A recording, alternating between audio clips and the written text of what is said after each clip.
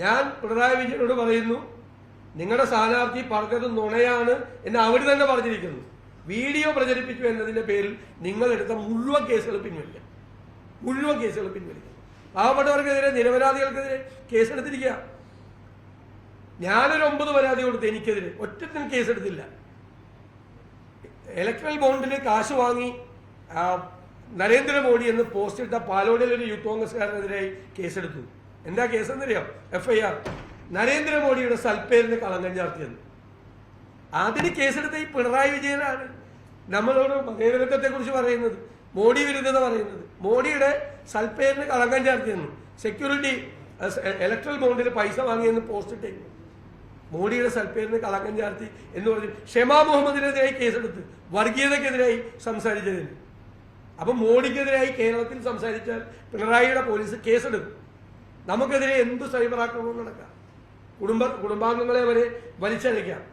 എന്നിട്ടാണ് ഇവരിപ്പോ ഇത് പറയുന്നത്. ഇതിപ്പോ 7 നിലയിൽ ചീറ്റിപ്പോയില്ലേ ഈ പറഞ്ഞ കാര്യം? എത്രമാത്രമാണ് ആ ഷാഫി പറമ്പിൽ അപമാനിക്കപ്പെട്ടത്? ഷാഫി പറമ്പിൽ ഇതാണ് പണി.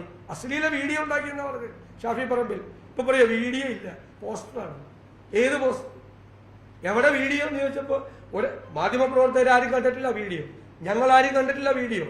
പോലീസിനോട് ഞങ്ങൾ അന്വേഷിച്ചു, പോലീസിന്റെ കയ്യിലില്ല. ഇവര് പോലീസിന് കൊടുത്ത പരാതിയിൽ അതിന്റെ കോപ്പിയില്ല. അപ്പൊ പച്ചക്കള്ളമല്ലേ പറഞ്ഞത്?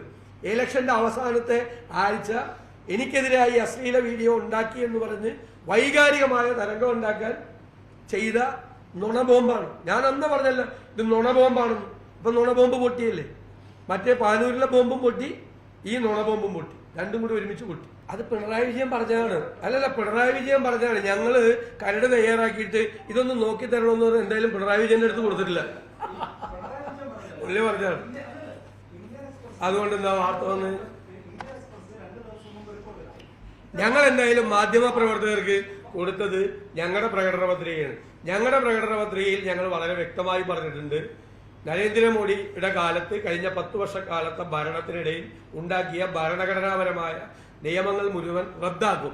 അതിനെക്കുറിച്ച് സംശയം വന്നു കഴിഞ്ഞപ്പോൾ രാഹുൽ ഗാന്ധി കോഴിക്കോട് ബീച്ചിൽ വെച്ച് കേരളത്തിൽ വന്ന് സംസാരിച്ചിട്ടുണ്ട്. അദ്ദേഹം മുമ്പ് സംസാരിച്ചിട്ടുണ്ട്, പറഞ്ഞിട്ടുണ്ട് മതത്തെ അടിസ്ഥാനമാക്കിയുള്ള പൗരത്വ നിയമം ഉണ്ടാക്കുന്നതിന് കോൺഗ്രസ് കൂട്ടുനിൽക്കില്ല, അതിനെ എതിർക്കും.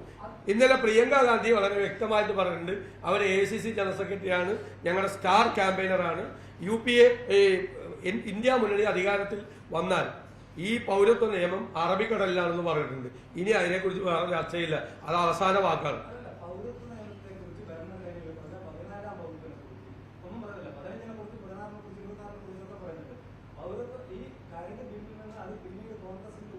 നിങ്ങൾക്ക് ഒരേ ചോദ്യം വീണ്ടും വീണ്ടും ചോദിച്ചുകൊണ്ടിരിക്കുക. We have made it very clear. ഞങ്ങളുടെ ഏറ്റവും പ്രധാനപ്പെട്ട നേതാക്കൾ വന്ന് അത് വ്യക്തമാക്കി. ഇനി പിണറായി വിജയന് ദേശാഭിമാനിക്ക് തലക്കെട്ടുണ്ടാക്കണമെങ്കിൽ ഉണ്ടാക്കുക. ഈ കള്ള വീഡിയോ ഇപ്പൊ പറഞ്ഞിട്ട് ഇല്ലാത്ത വീഡിയോ വെച്ചിട്ട് പോൺ എന്നുള്ള വാക്ക് ഉപയോഗിച്ച് കോൺഗ്രസ് എന്ന് പറഞ്ഞിട്ട് കോൺഗ്രസിനെ അപമാനിച്ച് ഈ മഞ്ഞപ്പത്രം ദേശാഭിമാനി ഫ്രണ്ട് പേജിൽ ഇതിട്ട് അവർക്ക് വേണമെങ്കിൽ തലക്കെട്ടിന് വേണമെങ്കിൽ നിങ്ങൾക്ക് ഇഷ്ടമുള്ളത് ഉണ്ടായിരിക്കും. ഞങ്ങൾക്ക് പറയാനുള്ള മറുപടി ഇതാണ്.